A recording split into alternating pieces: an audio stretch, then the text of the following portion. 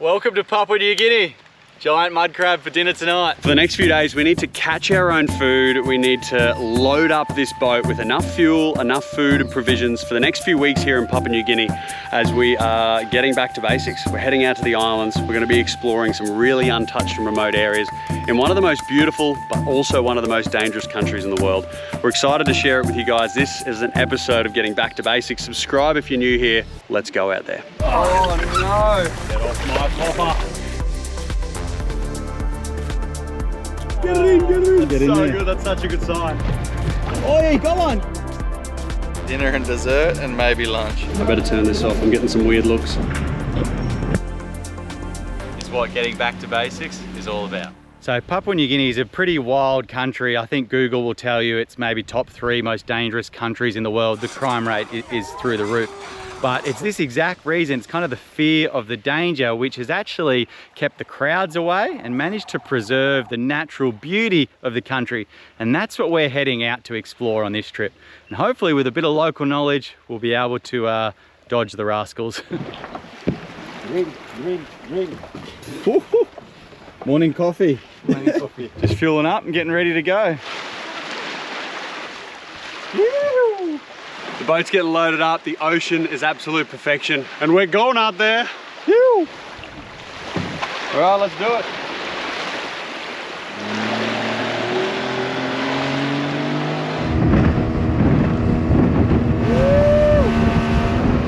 Man, there's some really beautiful islands that we're cruising past today. White sand, clear water. Check this one out. Beautiful village. People just living up just behind the beach here. Yeah. Someone fishing off the rocks there. This is bloody beautiful, mate. I was already feeling good and calm, and like just pulling in here, I'm like 20% calmer. Imagine living here. Captain's just getting stocked up with some buai, beetle nut. Let's go have a walk around, eh?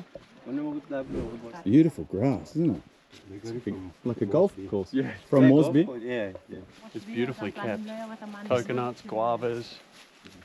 Garden of Eden out the back there. The guys have just said that the next island over is a really good spot for mud crabs. So, bit of a change of plan. We're going to jump in the boat and go try our luck looking in the mangroves for one of the best feeds in the area, giant mud crabs. You staying here? Yeah, let's stay here. This is me now. See you, mate. All the best, good luck. We swap. We got an upgrade. Mangrove in there.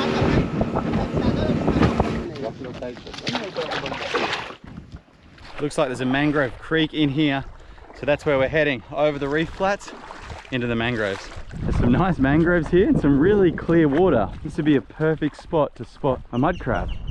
So the captain's staying with the boat because we've got a dropping tide on the reef, and we're walking up into this island, up a little creek through this mangrove system with Andrew, who's one of the locals from the neighbouring island.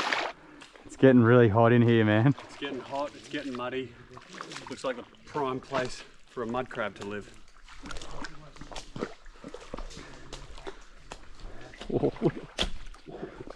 Sorry mate, it's going to be a bit slippery after me.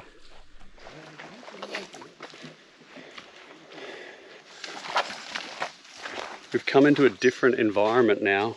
It's partially mangrove, but mostly sand, coral, and thousands of coconut trees. I think this must have been an old coconut plantation from many years ago.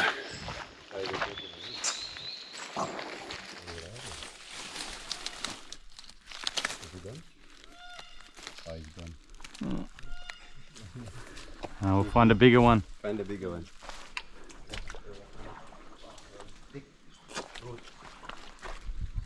Everyone's kind of split off now and is stealthily making their way through the mangroves looking for these mud crabs. The approach I'm taking is just under the base of these big tree roots and fallen tree trunks, and hopefully they're sort of seeking refuge under a big structure like that. You see a good spot, mate? Oh, just under that big tree root. Looks good. This looks very likely, doesn't it? Under there.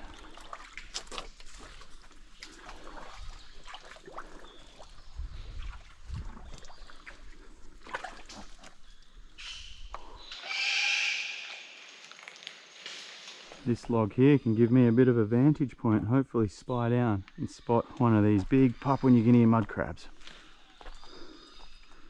Bit of a ripple over there.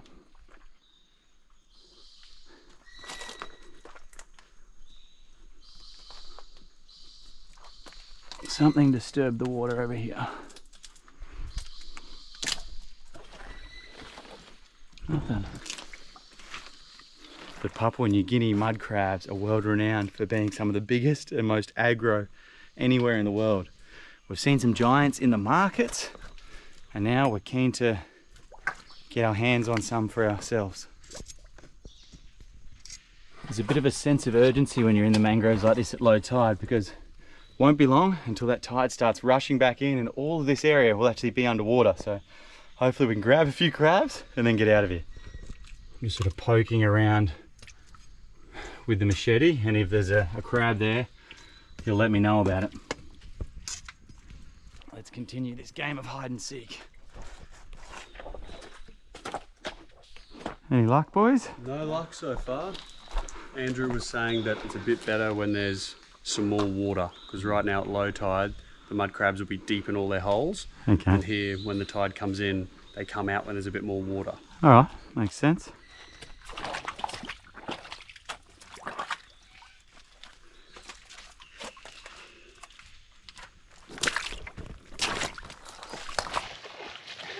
PNG crabs 1, back to basics crew 0. That's all right, we'll keep moving. She's really heating up now. It's probably almost the middle of the day. I reckon our time is better spent under the water. Let's go for a swim. Andrew shared with us that this ecosystem is one of the main areas for people to come and gather food. Obviously the reef and catching fish on the ocean, but pretty much every day people are coming over in the boat or paddling over in a dugout canoe to walk through and collect mud mussels, mud crabs, and yeah, all the other tasty treats of the mangroves. Time for a swim, eh, Dale? Maybe some spearfishing. Only small one? Little, that's all, eh? Just started trolling along as we're getting the gear ready, and Dale just threw it out and fish on. Oh, get it in, get it in. Yeah! What's that rod tip, man? It's a huge vermiculate coral trout. Just got it trolling along the edge here, and man, it looked like something bit it. There's a bite mark in the top of his head. Beautiful trout. That's our lunch. Big mouse, eh? Yeah! That's so good, that's such a good sign. That's a good sign that fish are feeding here at the moment. We can tell the current is coming in. That means this is going to be the pressure edge. We're going to throw wetsuits on, jump in with a spear gun and see what's down there.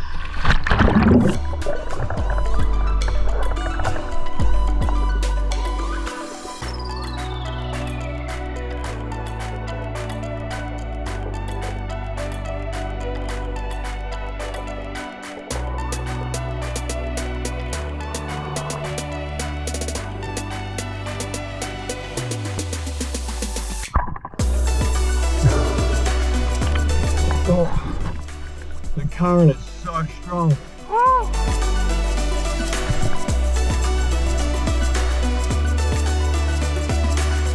Vermiculated trout. Really happy with that. Big mouth.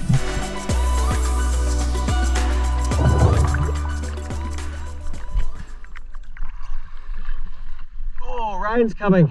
Absolutely stunning. This just the rainforest growing over the limestone onto the reef. We'll jump in here. Thanks, bro. Give me one more try. Yep.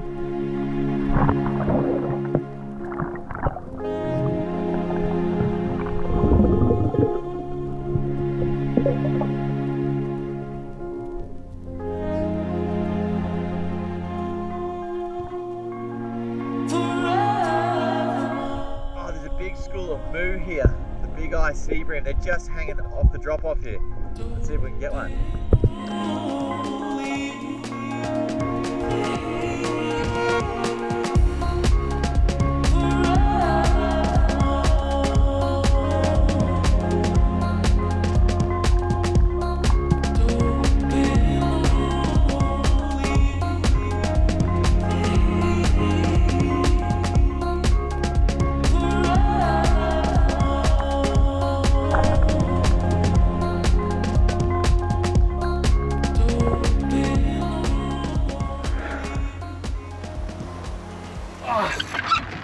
Nice, man. I don't know what it is, but it's just walloped me and wrapped me around a rock. Oh, is it? Yeah, I think I've got it free now.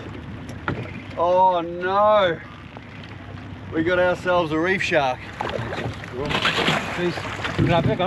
We jumped in the water, so many amazing fish, couldn't spear them, thought we'd get them on a line, and we got the one shark. You bugger. Get off my popper. Beautiful through here, the mangroves come straight down onto the reef.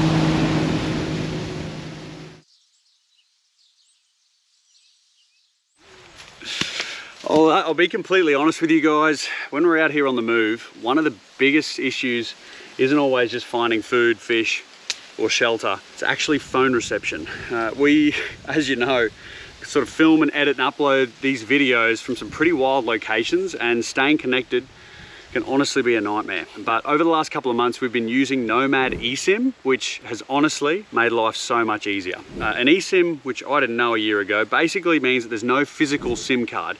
You just open the app, grab a plan for whatever country or region that you're in, and yeah, you're online within minutes. And one of the best parts is that we can use it between 3 different people, all hotspotting, so we can upload footage, send files, book accommodation or flights, all off the same plan. Nomad's got global and regional plans starting from just over $1 a gig, so it's super affordable. I was traveling through Japan a couple of months ago, and it was so much easier than when you get to the airport, you're waiting the big line to get the hard, card. Yeah, you just jump on that, and I was online within minutes. Look, if you're traveling and you want to stay connected without all the hassle, just scan the QR code right there, or head now to the Nomad app, and you can use the code NOM, N-O-M, B2B, NOM B2B at the checkout to get a really big discount on your first eSIM. Let's get back into it. Just been cruising through all these islands this morning, and from a distance it looks like a lot of them are uninhabited, and then as you get closer there's like a couple of little timber dugout canoes on the edge of the beach, and then you walk up and there might be a little school or a church, a couple of longboats. I can hear there's like a chainsaw going on at the background. And yeah, life's happening. We just pulled in to quickly say hello. Dale's ex-father-in-law lives there and has a lot of friends that live on the island. It's kind of cool traveling with Gary, the captain, Dale, going through these islands, because they've obviously grown up here, spent their lives here, so they've got lots of friends that we've just been pulling in and catching up with. So you get to see a lot of different villages. How's it look from the eagle-eye view, mate? Yeah, it's pretty specky, mate. Beautiful, beautiful island, beautiful, nice, clean village. Yeah, looks great. Seagull didn't manage to eat the drone. No, it did chase the drone, so I chased him back, but he took off.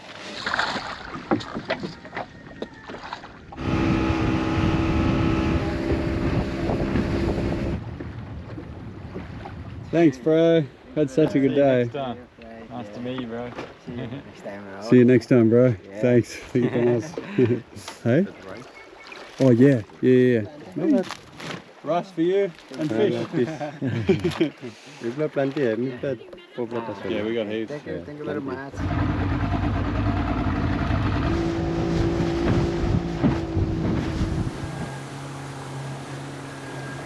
Home sweet home.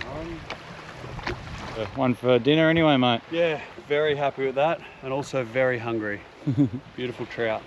So these first few days are a bit of a shakedown trip, I suppose, to make sure the boat works, make sure the gear is good and all ready to go and the cameras are ready before we set off further afield to a remote group of islands that we've been looking at the charts of for a number of years now. Beautiful, bro.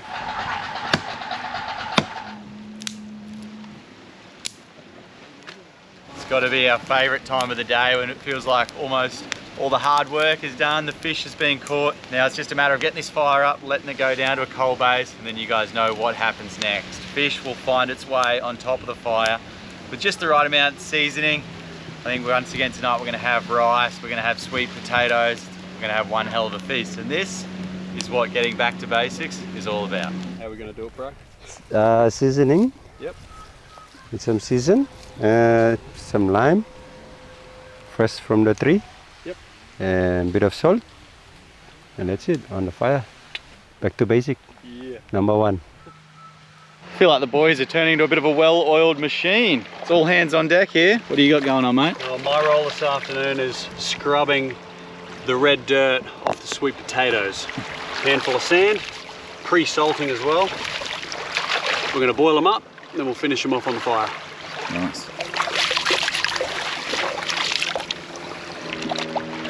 Straight on the fire. That's nice, man. Boiled sweet potatoes.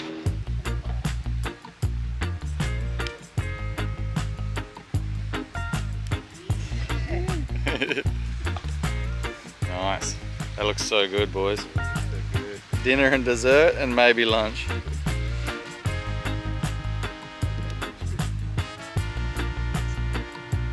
A bit of pressure on you at the moment. Oh.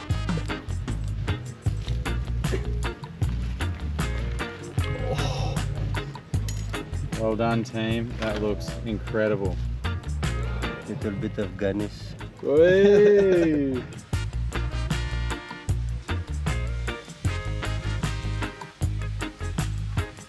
Bit of olive oil on the sweet potatoes from the markets. Fish and chips, simple seafood. I'm really looking forward to this.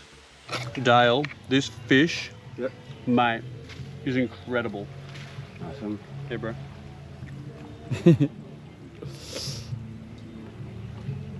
How's the flavour? Oh, Yeah. Wow. Well man. done, boys. Looks awesome. I'm so excited. Cameras down, let's eat, eh? Yeah. See you in the morning. Right, we're gonna go do a little bit of provisioning so that when we leave tomorrow, we're self-sufficient for the next couple of weeks. So All good, boys? first stop to the market, see what fresh produce we can get. All right, let's see if we can get some fresh produce. The local market really is the center of town. It's where deals are done, people meet up, get all your produce for the week. It's probably the most happening spot in town, right by the water. Hey, morning, hello. Everyone's so friendly.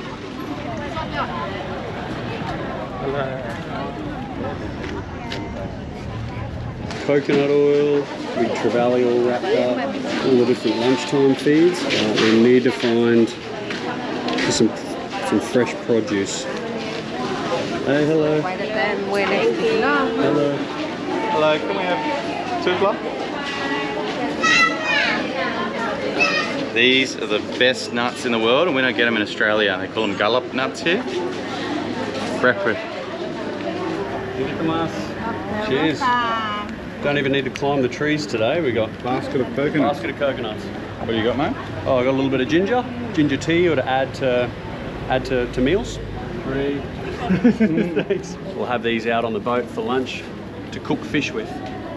Ceviche. We're gonna get a bunch of bananas. These are actually for cooking, so we'll throw these on the fire when we do meals at night.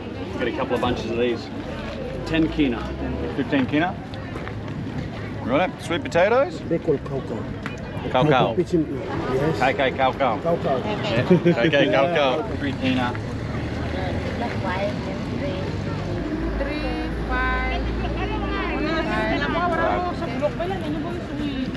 Down this end is the fresh fish market, but we've left it a little bit late, so it might just be the dregs or the leftovers today, but it's always super interesting to check out what the locals have been catching. See one big full of butt. Oh, variety of species here, the common coral trout, and you can see how he's different to the bar cheek coral trout. They've had a good night on the squids. Yeah, good feed of squid. This one big full of butt. You catching? Yes. Yeah. Oh. These are the big-eyed sea bream, or moo, that eluded us yesterday. We just kept diving that one ledge and just couldn't get them. That's them, eh? That's them. Really speeding. Oh, what name of this plant? Clamshell. Clamshell. Yes. Okay. And what name of this plant? Kingdom. Kingdom. Okay. English crayfish. Crayfish.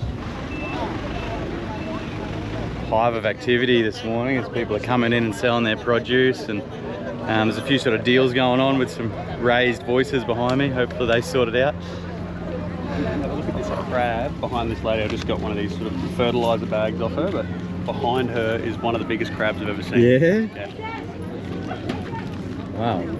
Wow. It's huge, eh? Really big. You catch him? Yeah? 25, yeah. This one 25, 2010. Mate, it feels kind of wrong, but I'd love a feed of mud crabs. Do you reckon we get a feed? I second that opinion. 25. Okay, thank Oh. you.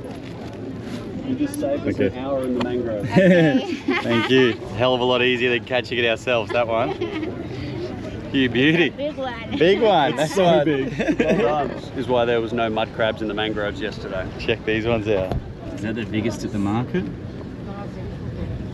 And now first, and about 100 or 100 for 3 or what?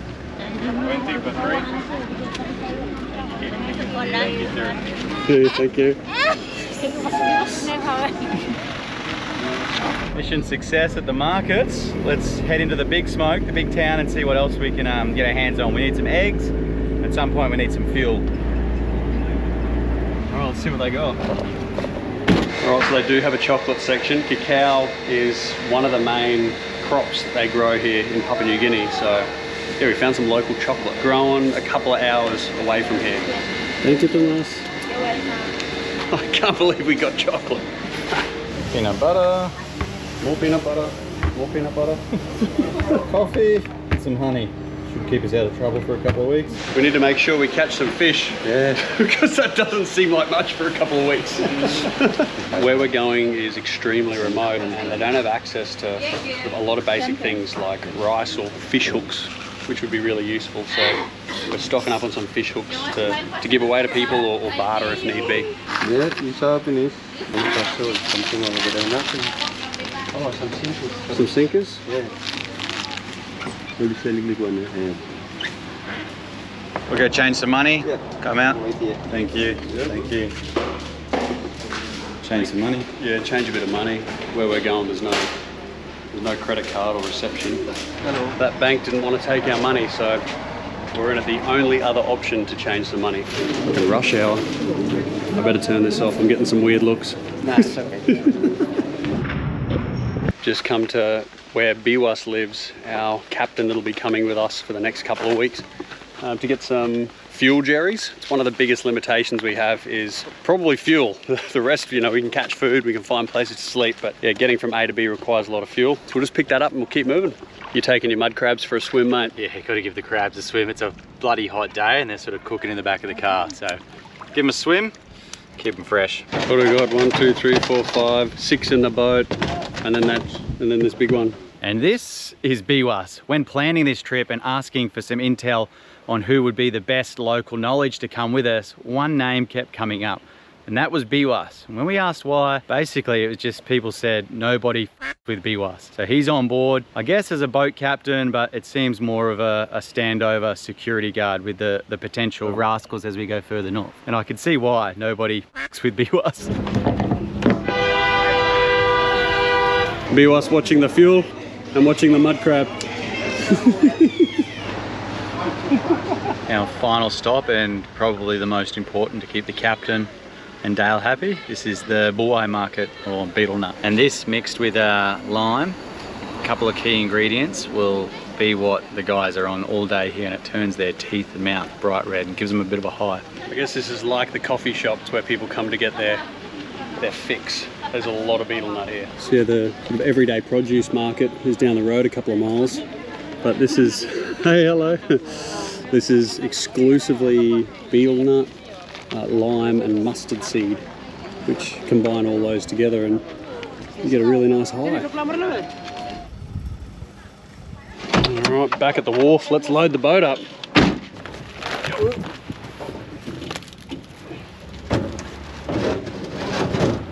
Let's see how this goes. A couple 100 kilos. All right. B, you let him go now. Okay, hold him now, Jack. Yep, hold him now. Hold him now. Okay. All right, that was high risk. Good job, guys. They're thanking the guys for their help lifting with some beetle nuts and buai. This can hold about 220 litres, but we only put 180 in because sort of at all four corners of the top there's holes in it, which have been they tried to patch them up, but sort of as that angled down, we lost a couple of litres with the buai deal. Thank you, Tomas, bro. Good man.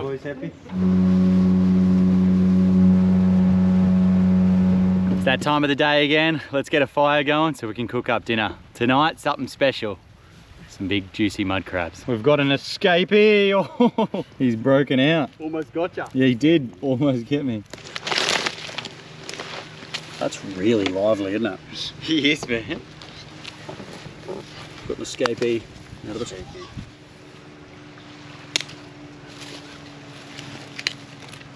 Kind of hoping I capture Jack Strickland getting bitten by a giant mud crab.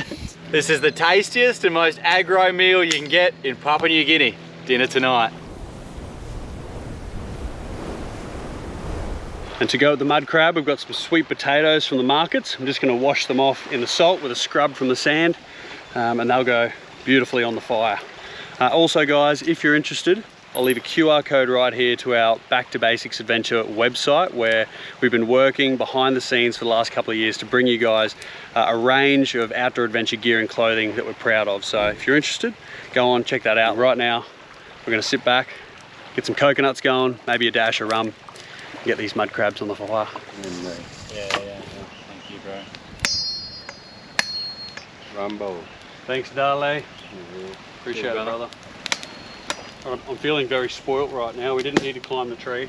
We didn't need to, well, we did go into the mangroves, but we didn't get any crabs. Cheers, mate. Cheers, fellas. Cheers, fresh from the markets. That is incredible. It's so sweet, So sweet, yeah. This is a good pirate's brew, this one, with a bit of coconut. Is as good as it gets. Good for the soul and hydrating. Double cheers. Yeah, it's a real cheers. Such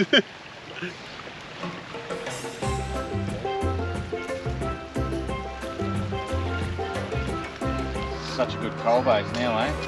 The oven is ready. There's one that's on the loose in here. Whee. I think the warmer temperature definitely makes these guys quicker and more aggressive. These New Guinea mud crabs are unlike anything we've ever grabbed before. They're just ready to rumble. I'm gonna humanely put this guy to sleep, and then he's gonna go straight on the coals. Get this beautiful cocoa in the fire. Just on the side. Hot. Hot. That is really, really hot with that coal base in there at the moment. There's no real science to this. It's just basically get the big crabs on the coals, wait till they're nice and orange, and that's a sign that they're ready. Straight in the middle. Straight in the middle. They're such big crabs.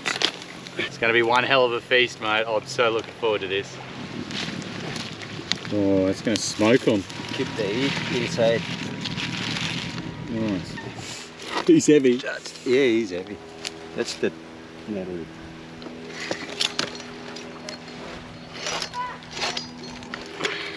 Him now. Remember doing that? All right, boys. Let's get into it, mate. The moment we've been waiting for. Oh, it's hot. Yeah, it's pretty hot. How's yours? Cheers, boys. What a great Well couple of days.